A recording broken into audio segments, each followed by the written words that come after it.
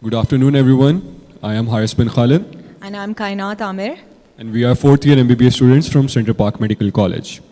We now move on to the Gastroenterology and Rheumatology Board, a multidisciplinary session designed to explore the complex interactions between the gastrointestinal and rheumatic diseases. Experts from both specialties will discuss the diagnostic challenges, therapeutic strategies, and collaborative approaches to optimize patients' care in conditions that span these two interconnected. We are now pleased to invite our distinguished panelists for the Rheuma Ophthalmology Board. Rheuma Gastro Board. I'm sorry for that. First of all, I would like to invite Professor Suhail Sarwar, a well-reputed name in his field, joins us on the panel today, bringing his vast experience and insight. He is accompanied by Dr. Ghulam Shabbir, consultant rheumatologist at Medicare Hospital Multan, whose clinical expertise adds great depth to the discussion. We are also honored to have Professor Tariq Khan, a renowned practitioner. I may now request our worthy Vice Chairman of the Health and Education Foundation, Professor Asif Abbas Naqvi, to please kindly come and chair the session. Asif Abbas Naqvi, sir. So mind your steps, sir. And I would also request my own very best friend. We have been together in King Edward Medical University College and then in training, and have been friends for almost 35 years now. Professor Shahid Sarwar, to please kindly come as a co-chair. So I'm so happy and delighted to welcome Professor Kashif Malik, who is here, who is like an elder brother to me. He's the head department at Sheikh Zayed Hospital, to please come and honor us as a chair. So thank you, Israr, for being here this afternoon. And Professor Ghayas Nabi Tayyab is a big name. जब मैंने इनको कहा हंसकर कि आपको बुलाया और आपसे टॉक दिलाइए, तो इसका मतलब है कि हम पूरी गैस्ट्रोएंटरोलॉजी को ऑन बोर्ड लेना चाह रहे हैं और हम चाह रहे हैं कि गट और जॉइंट्स की भी बातचीत शुरू हो, कोई सिलसिला हो जहाँ पर हम आपके साथ मिल सकें और बैठ सकें. तो we have identified this area which I believe आपका एरिया है, आपके कॉलीग्स सब, they treat inflammatory bowel disease. And many patients who we treat in our setting, which have expa, 10 to 15%, they have accompanying inflammatory bowel disease. And the same actually applies to your patients with inflammatory bowel disease. They have rheumatic manifestations of diseases, and we do manage them collaboratively. So let's have this session kicked off with Professor Ghayas Nabi Tayyab. So you please kindly, sir, join us on the podium. We will be talking about role of TNF blockers in inflammatory bowel disease. Thank you, sir. Bismillahirrahmanirrahim. I'm really thankful to Professor Ahmad. Overlap. I'm really thankful to Professor Ahmad Saeed and Professor Negat and rest of the team of Rheumatology Conference for inviting me here. Dr. Fakhar is also sitting here. He's my student and a very dear friend of mine. And similarly, all the other students and friends. And it's so delightful to be talking in front of Professor Asif Abbas Naqvi, who has been my mentor, who has been my teacher as well, while being student in King Edward Medical College. Kashif, Malik, Shahid, we all together, Dr. Shah, we had a long association. I love rheumatology people. Why? Although I love the orthopedic people more, because rheumatology people are medics. They're still careful in giving NSAIDs. While orthopedic people, they love giving NSAIDs in good number of combinations. So they make complications and we deal with the complications. Kya khayal hai? So aise nahi? So we love orthopedic people and we love rheumatology people as well. But then for the past few years, we have found a common ground, and that is inflammatory bowel disease. Or inflammatory bowel disease is something for which the understanding is not exact, not very well. Acceptance is low, understanding is low amongst the people, amongst the doctors, and the armamentarium to deal with IBD is still insufficient. So inflammatory bowel disease, basically it's comprising of three combinations: ulcerative colitis, Crohn's disease, and when we are not able to decide, maybe indeterminate colitis. In the current era, when everything is pathophysiology based, for us now, IBD is the overarching term. Maybe in terms of prognosis, maybe in terms of starting the initial medicine, we may differentiate between the UC and the Crohn's disease. But to be honest, in real terms, at the apex, once beyond the baseline drug, the management is roughly the same. And risk factors for IBD, if you look at this cartoon carefully, you'll see that there's certain genes which put the person more at predisposition to Crohn's disease.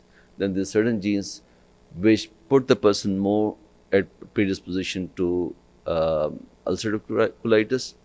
And then there are new loci of pathogenesis as well. So everything starts with genetic susceptibility. Now, with the changing life pattern, what exactly constitutes a changing life pattern? Hookah has always been there. Cigarettes were introduced somewhere in the mid 18th century or late in the 18th century, and then it became very popular in the 19th century. But IBD was never that common that we may link smoking to the pathogenesis of IBD, but definitely the people who smoke, they have a higher prevalence of IBD as compared to people who don't smoke.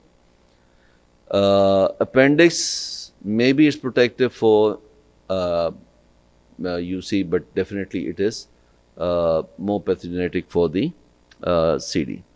Physical activity, we in the eastern part of the world, we have always been a little on the lazier side, especially with the long summers.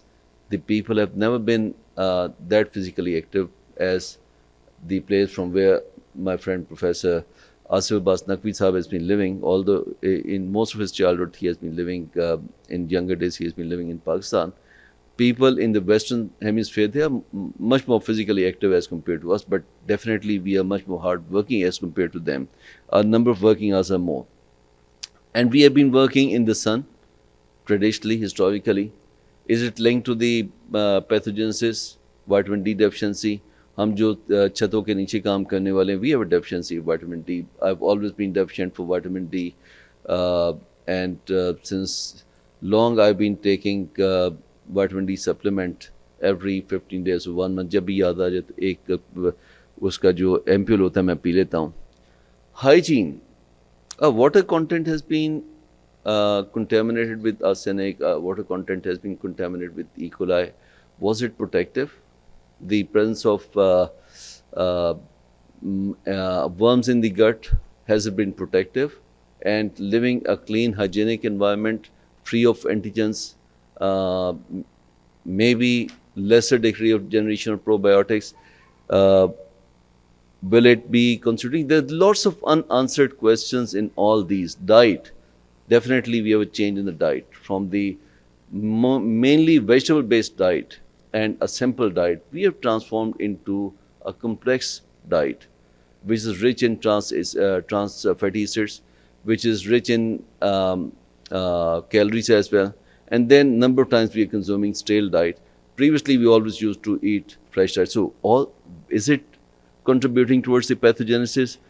Sleep, people used to sleep with the Isha namaz and used to get up at Fajr. There never used to be many people who were awake past midnight and were getting up early in the morning and having hustle and bustle of the life. So things have been changing. And microbiota, what is the best microbiota or probiotic in Pakistan? People have been marketing lots of fancy drugs. People have been consuming lots of fancy drugs. For me, the best probiotic drug is Ghar ka bana hua dahi, Ghar ka bana hua paneer. That's the best kind of probiotic that you can think of. And then obviously combining all these things, we have a huge genetic susceptibility in all this. So we share this pathogenesis with the rheumatology people. We share this pathogenesis with the skin people who deal with autoimmune diseases. And similarly, we share this susceptibility with the people who are speaking in the last session, that's ophthalmologists.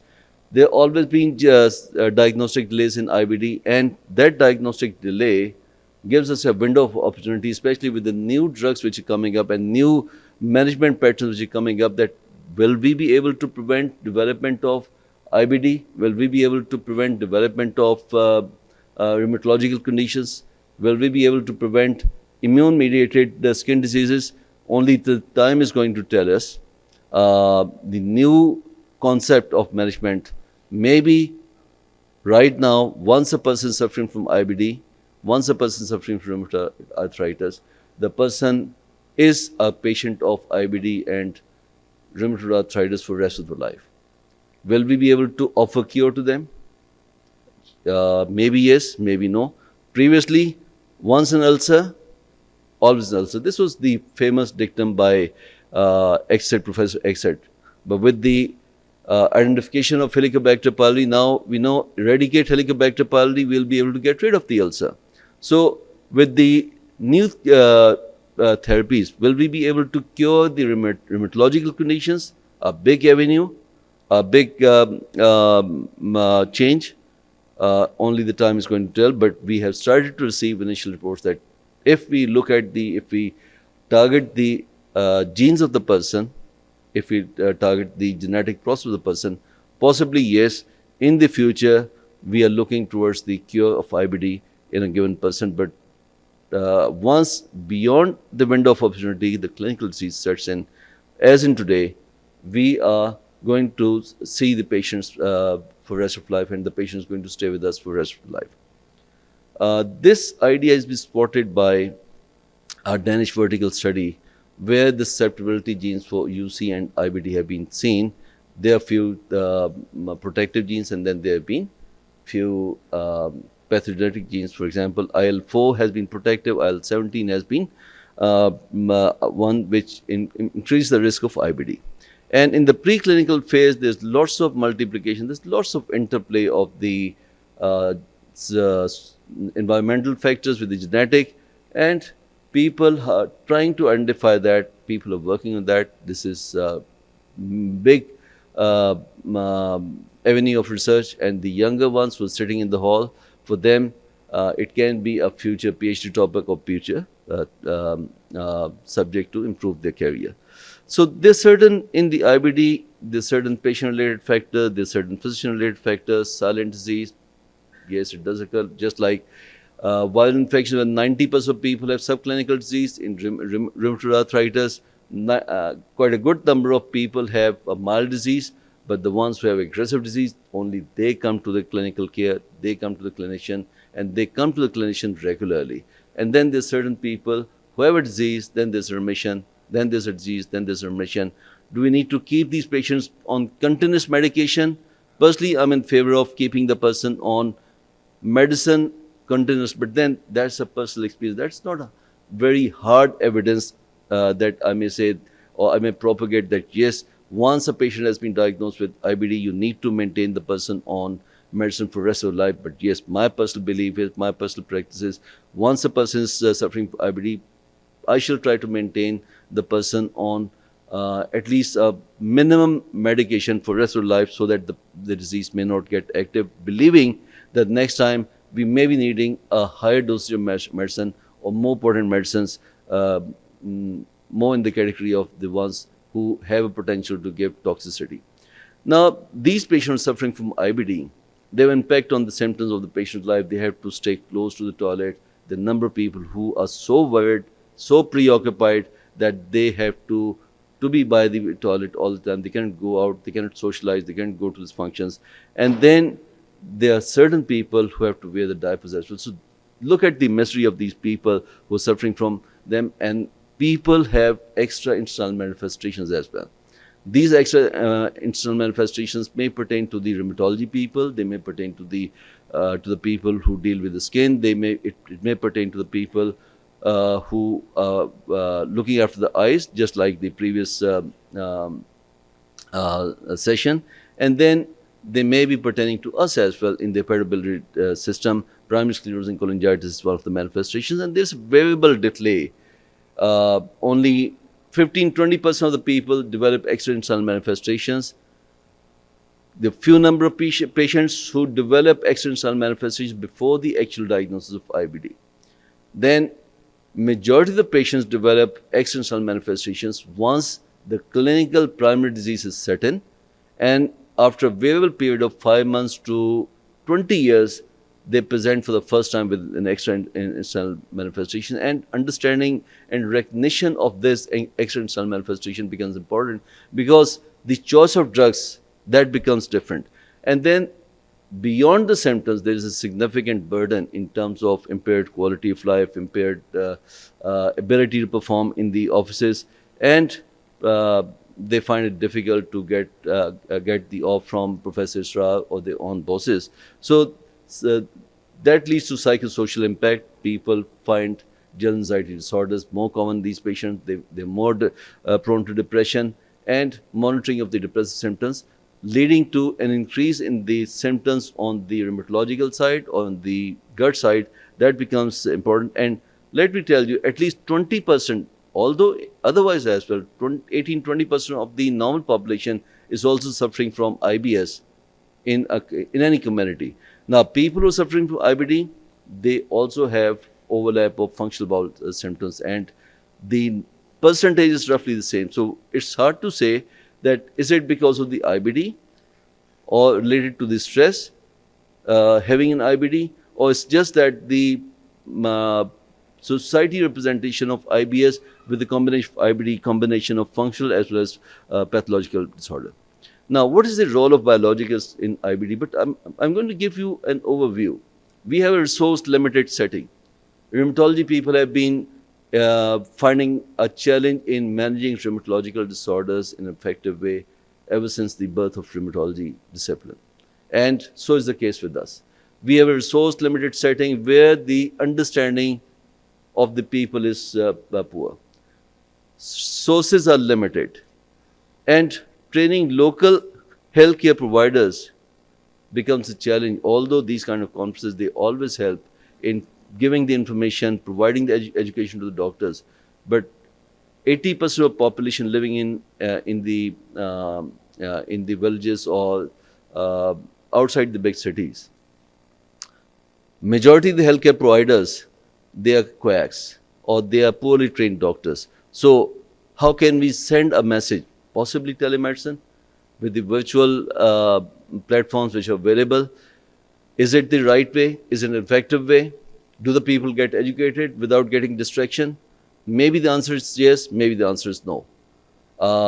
Back in COVID time, we conducted roughly about 44 webinars where the audience was beyond the borders. And I was surprised to come across people in Romania and other places as well, where they told that during those time, the weekly webinars that we were holding on hepatobiliary issues, we were being watched across the borders. And then we must remember that this delay in the diagnosis, the average delay in the diagnosis, even in the Western population in IBD, is roughly about 2.5 years. And over here, it is 5 to 5.5 years. We're running an IBD registry where there's a particular column. When was the first time that your symptoms started? And right now, although we have not come to our final data analysis, but it is 5 to 5.5 years. And financial barriers, these medicines are expensive. Even the baseline medicines, they are also expensive. And then we have a limited infrastructure in terms of family physicians, and virtual multidisciplinary teams are required to deal with. With these limited options, we have previously we used to have limited number of drugs as well, exactly like the rheumatology people. Previously, they used to have NSAIDs, they used to have sulfasalazine, they used to have corticosteroids. Then the new drugs started to come, and then the biologic came down. And exactly the same way, we are still unsure whether we are going to go with the step up or we are going to go with the step down with the best possible therapy, controlling the inflammation, and then bring the quantum medicine down, or we need to treat as per the pathophysiology, the current way, or we should be looking at the novel therapeutic approach, which is the treatment of the choice. And if we look at the 1950s and till today, there's been a huge introduction, huge armamentarium of the drugs being introduced for the management of IBD, just like rheumatological conditions. Starting on the left side, you can see initially it was just the sulfasalazine, then mesalamine came, corticosteroids, azathioprine, methotrexate, And now it's an era of biologics, TKI, tyrosine kinase inhibitors, and then small molecule xenomoids. And this is all based on this cartoon that we have identified the targets, we identified the genes where these biologics work, and based on these targets, we have started to set the drugs. And once we identify the disease, either we go from the left side to the right, step by step, or maybe in an inclining fashion, just to achieve the target quickly in a steep 45 degrees. But it's never ever that we jump to the ultimate drug right on the day one, although based on the pathophysiology, based on the severity of the disease, we can think of jumping to the ultimate drug right on day one, meaning by we can start with the most aggressive treatment right on day one. But the conventional approach says go step by step, go slow, still honor the time-tested traditional drugs, and don't go straight to the most ultimate drug. And then in this, we have organ-based and we have got cytokine-based. Organ-based means that we have the biologic agent, which works in the musculoskeletal system side as well, which works in the gut side as well. And the cytokine signature-based therapies, they are little different. And we look at the disease, we look at the cytokine, which is the most likely culprit, and we identify the drug. And the tumor necrosis factor, they, I think, work in majority of the IBD settings in these. Now, tumor necrosis factor, alpha-1 blockers, they are pro-inflammatory cytokines. We know their efficacy, we know their roles since mid-70s. Previously, they used to fight infection and cancer. They overexpress in certain autoimmune conditions, and they block the tumor necrotizing factor, the most important thing that we do. First TNF blocker was introduced in 1998. So we have an experience of more than now 25 years, roughly 27 years. And it has been approved for moderate to severe Crohn's and ulcerative colitis since long. And this is the list of drugs starting from 1998 when the first presentation was made by Rheum in American College of Gastroenterology meeting, all the way down. The last was approved in 2013. So again, with 2013, golimumab, still we have a good number of years experience with all these drugs. Their efficacy is established, their safety is well known, but unfortunately in as many as 30% of patients, patients don't show any benefit. And in 50% of cases, they lose the response for the time, maybe because of the antibodies, maybe because of some other reasons. We have to stop the treatment, we have to give an additional dosage of the medicine, and drug levels become more important. Infliximab infusion in particular, adalimumab subcutaneous injection relatively less, and vedolizumab much less. But still, the concept of maintenance of drug levels, that becomes very, very important in these all of these molecules. There's no one single good recipe in this. We have to adjust the dosage, we have to adjust the combinations in all these patients. In most of these cases, we combine azathioprine with the TNF blockers. Can we combine TNF blockers with JAK2 inhibitors? There are certain reports, there are certain studies which say that there is an additional benefit, but currently, as in now, JAK2 inhibitors and TNF blockers, they should not be used simultaneously. And these drugs, they are associated with anaphylaxis, skin allergies, skin rashes. They predispose the person to malignancy, especially lymphoma, skin cancers, maybe congestive cardiac failure, cytopenias can occur, and progressive myelinating leukoencephalopathy is the most dreadful side effect one can think of, although rare, but still definitely there's a possibility. Drug-induced lupus, going to the rheumatology people again, psoriatic skin lesions occur in these patients, and one is to avoid the live vaccines, live attenuated vaccines, only the dead can be given. Biologics, new drugs like natalizumab and vedolizumab, which are more organ-specific in the IBD, they have lesser chance of lose the response, and they tend to control the disease better.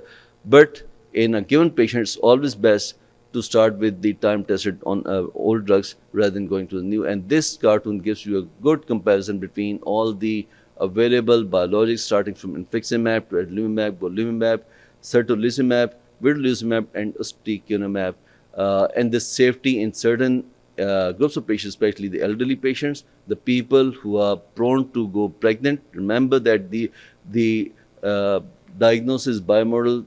Good number of people get diagnosed in a younger age group, and the other patients, they get diagnosed in elderly age group. So we have to be vigilant. We have to be open to the management. For the younger people as well, they have to go pregnant as well. So there are certain drugs which are safer in the pregnancy. JAK2 inhibitors, straight away we know that they're not safe in pregnancy, and the efficacy and their utility can be assessed by looking at the risk factors for the progressive disease and other factors for consideration, especially the extra internal manifestations.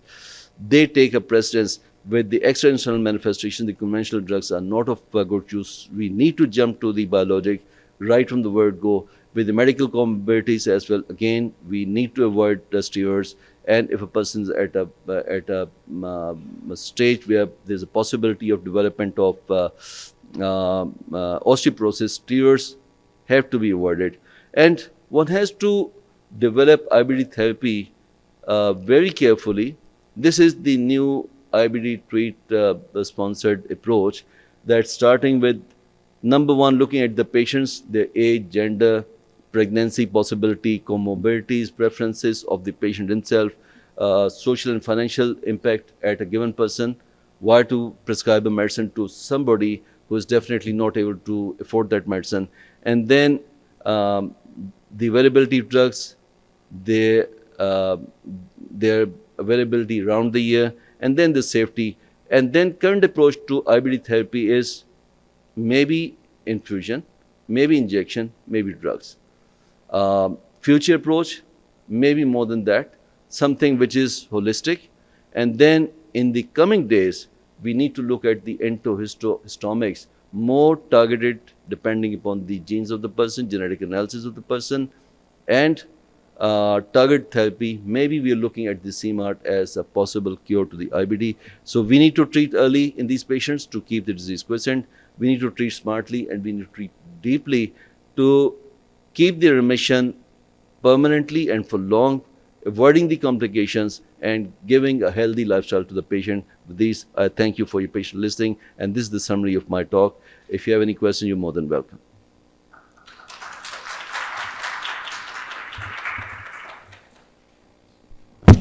I think it looks like we have got some question for you. So there is a question by Dr. Naseem. How do you compare steroid enemas versus anti-TNF and JAK inhibitors in somebody with bleeding episode in ulcerative colitis? Maybe how do you decide which to choose? So steroids is something which is strong inflammatory, acts quickly. Topical corticosteroids act as an add-on to the systemic corticosteroids. How effective they are, how well tolerated they are, and how well accepted they are, that's a separate debate. But definitely the anti-TNF agents, the TNF blockers, are more effective, more pathophysiology based, and more targeted as compared to the non-specific anti-inflammatory agent like systemic corticosteroids. And topical corticosteroid is for mild disease only and for add-on benefit only, nothing more than that. So it's a very nice presentation, and as always. So again, my question is, people are very fond of giving steroids for the long term. What do you recommend for these people regarding steroid therapy in patients with ulcerative colitis? Because in Crohn's disease, it is debatable, but in ulcerative, still we are using it along with that ASA and other drugs. You see, all the meta-analyses have shown that in Crohn's disease, mesalamine is of no use. To begin with, we can give, to give a quick relief to the patient, we can give a short course of corticosteroids, but the longer term complications of corticosteroids are much more as compared to giving TNF blockers. So TNF blockers, safety, I've already said that we have an experience of more than 25 years now. TNF blocker experience is good. They have been found to be more effective, free from the adverse effects of corticosteroids. For short while, corticosteroids are okay, but for longer period of time, corticosteroids must be avoided. They have many more side effects, many more infectious complications as compared to the targeted therapy, the biologics. Absolutely right. I think, steroid is one of those drugs which have been with us and will stay with us for, quite some time. Actually, I think the use for the steroids, I think it needs to keep in mind that sometimes these are life-saving drugs. And in acute situations, so when you discuss the use of steroids, I think you have to relate that with what clinical situation is. And in some patient who has got an acute disease, acute presentation, steroids will be of immediate benefit and easily available. I mean, obviously, when people were trying to treat acute disease with other agents, like at one time cyclosporine became very kind of popular, but again they found that the side effect profile was much worse than the steroid itself. So I think steroids are there, judicially used in acute situation. And as Professor Ghayas has said, these are the drugs, I think you have to go on to steroid sparing therapies, which are obviously number of them, obviously biologics are one, but before that you have got other group of drugs like methotrexate and so on. Yeah. So we can talk of steroid sparing drugs, we are talk of steroid minus drugs. So biologics, JAK2 inhibitors, small molecules, I shall say that they are steroid minus drugs. Combining steroids with these molecules doesn't make sense.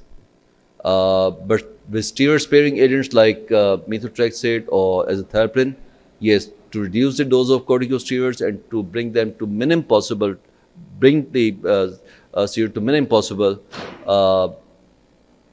azathioprine, methotrexate can be used in this setting. Yes, sir, you want to ask something? Sir, first of all, thank you so much.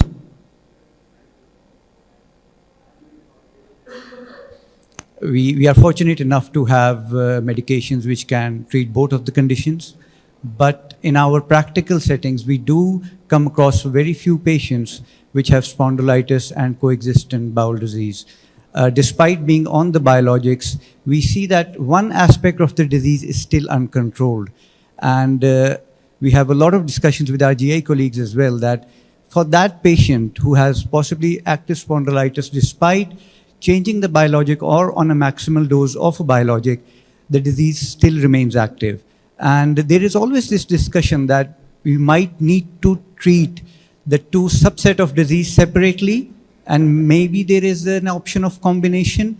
So I just wanted your thoughts on this. And although these are very few patients, but we do come across these ones. Thank you. Yeah, I agree with you that these patients are relatively more challenging. They have got significant rheumatological issue, and then they've got inflammatory bowel disease as well. Combining the together, management of these two together, I think the best way is to have a combined clinic. That should be the way to go, number one. Number two, possibly instead of going for organ-specific biological treatment, it should be cytokine-based therapy. And thirdly, maybe the JAK2 inhibitors, they are going to work better in this setting as compared to the TNF blockers.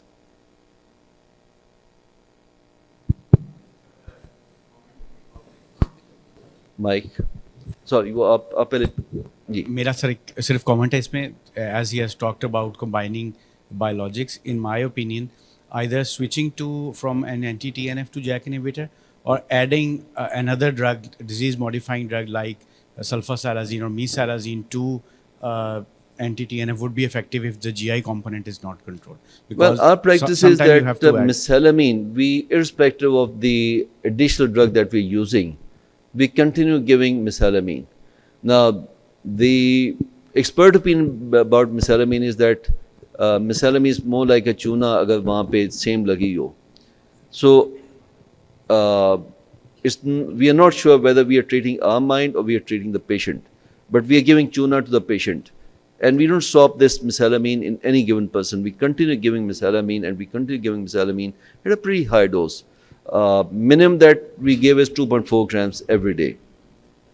So your comment that adding mesalamine, will it help? Sulfasalazine, maybe it has got some other additional benefits as well, but sulfasalazine has got problems for its own, especially the drug allergies and kidney side effects that it gives. So we are a little skeptical in using sulfasalazine on long-term basis. Although it's a favorite drug by a few people, it's a favorite drug by the senior generation of rheumatologists as well, maybe by you as well, for you as well. But personally, sulfasalazine has gone out of favor in majority of the centers. You want to ask something? Thank you, sir. I am Hina. I'm working as a gastroenterologist at Gangaram Hospital. My question is, in acutes where ulcerative colitis, like in our market, infliximab and tofacitinib, both are available.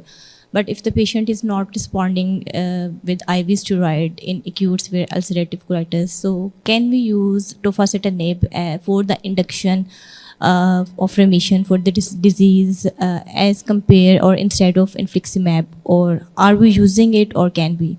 Because I read the guidelines of BSG 2025 that released in September.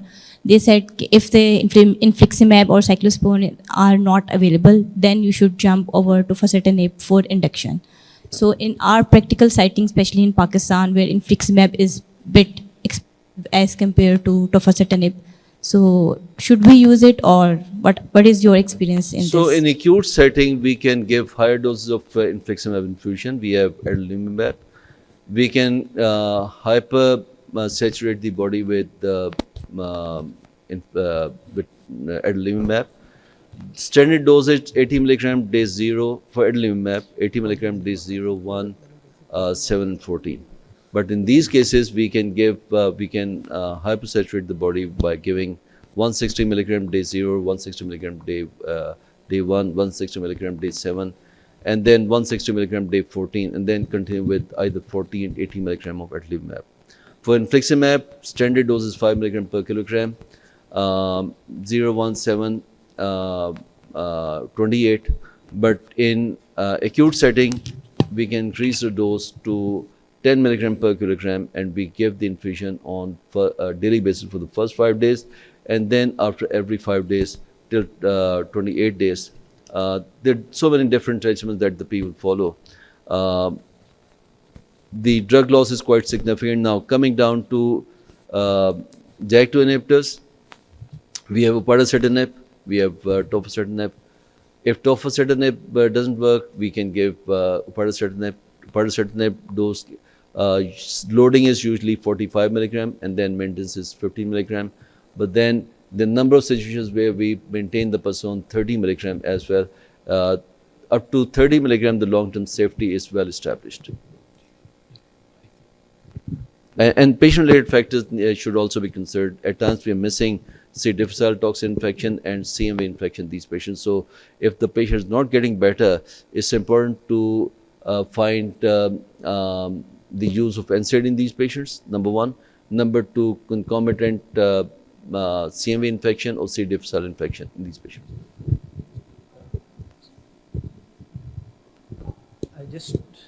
I just want to make a follow-up.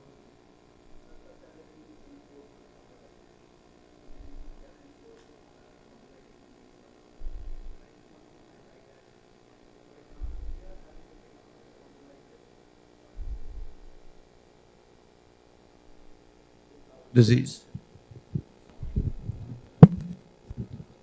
So if we have a patient of spondylitis with bowel disease, we are licensed for upadacitinib 15 milligram once a day. but we will take the help of our GI colleagues to build it up to 45. But even with that, sometimes these two entities don't go together. Thank you. Yes, there's a comment from Dr. Sahib.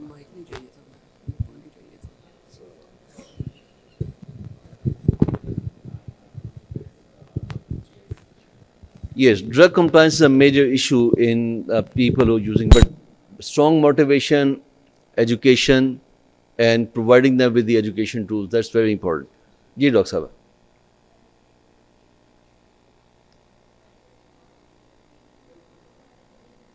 Infliximab for induction of remission.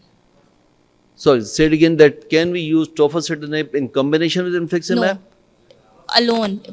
In acute setting, can we use tofacitinib? Yes, we can use tofacitinib as well in acute settings, but tofacitinib, you see, all these biologic drugs, they work better when the acute inflammatory phase has been taken care of by corticosteroids initially. But yes, in the induction side, we can induce the remission with tofacitinib or parasitinib as well. मेरा sir एक छोटा सा, I have a little comment. We are using JAK inhibitors, tofacitinib and upadacitinib, a lesser dose which you are giving in IBD patients. And we tend to see a few patients having tuberculosis or ischemic heart disease. And that's why we get them work up for latent TB and other tests. How often you test those things or do vaccination, and how much TB or heart MI patients are you seeing with that? So there's a standard protocol that if we have to start the person on JAK2 inhibitors or we have to start the person on biologics, hepatitis B, HCV, HIV, quantiferon TB gold test, HSV, and CMV, they need to be tested in each and every patient. If the quantiferon gold test is positive, previously I used to give them 3 months of rifampicin and INH, but lately I've stopped giving them and just keep them under close surveillance in case they develop any untoward reaction or any persistent fever. Immediately I start looking for a possibility of occult tuberculosis infection getting clinical. So there is a right now going Rheum ID board, and this topic is being addressed there. So I would now request worthy chairs to conclude, and then I would request all the delegates as well as our expert panels and Professor Ghayas to join for that as well, because that is pertinent to you as well, because we want to come up with the guidelines, our own, being a TB endemic area. So should we be really screening for quantiferon gold? 1 out of 4, even sitting on the stage or in the audience, have a positive quantiferon gold. And if we are using these two drugs as treatment for latent TB, so we are trying actually to create resistance against our 2 primary drugs, which is a concern for most of the ID physicians. And this is what we are trying to build consensus and then come up some way down guidelines combined from different societies who use these drugs in ID and pulmonology. Thank you. Thank you. Okay, I think because we want to have a limited time, firstly, wonderful lecture. I just want to make a couple of comments. You know, after having spent quite a bit of time in gastroenterology, some of my years were here, so I had the opportunity to see, you know, how the IBD treatment progressed over a period of time. I mean, first, you know, when I was started practicing gastroenterology initially here, we hardly saw any Crohn's disease, and as the time has gone, we have seen more. So for that, I think it's important that when we are talking about treatment of inflammatory bowel disease and its various aspects of it, now we have to be sure that, you know, either we are dealing with a ulcerative colitis situation or the Crohn's disease situation, and there would be some indeterminate cases. I mean, for instance, the question of use of sulfasalazine, I think is probably out now. I think one should not really use sulfasalazine. I think it is, and this is used only in relation to ulcerative colitis. You know, Crohn's disease, it has got no value whatsoever. So I think maintenance treatment, that doesn't matter there. So that aspect is important. The other thing which I want to highlight is that the recognition of the association of the rheumatological aspect, the intestinal manifestation, and in particular rheumatological side, and as he highlighted that 1/3 cases can precede the manifestation of colitis itself, or the intestinal manifestation. So I think for the young people, that any cases where you have got these unexplained rheumatological conditions, I think you need to see that there may be a simmering inflammation coming in the colon, and so history taking becomes an important aspect. And I think once the disease has occurred, ulcerative colitis, and you start getting the rheumatological, then it becomes quite obvious. The heart is already there, and you can then see various association, what kind of arthritis is and what kind of treatment.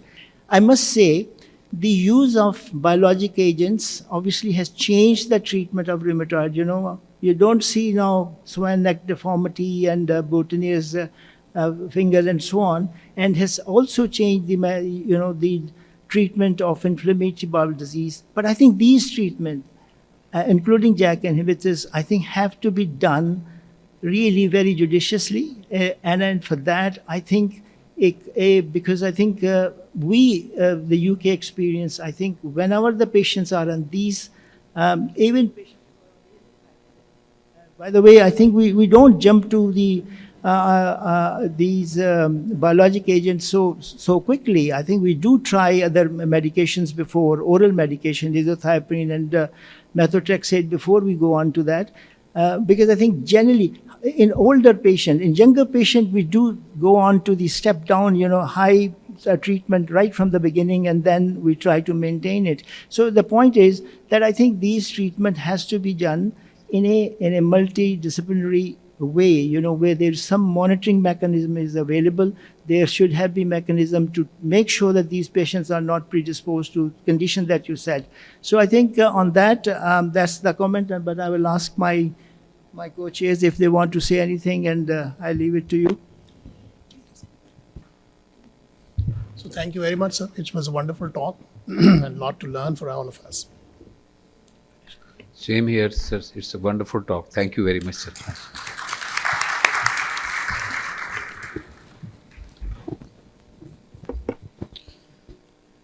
Thank you so much, sir, for such an insightful talk.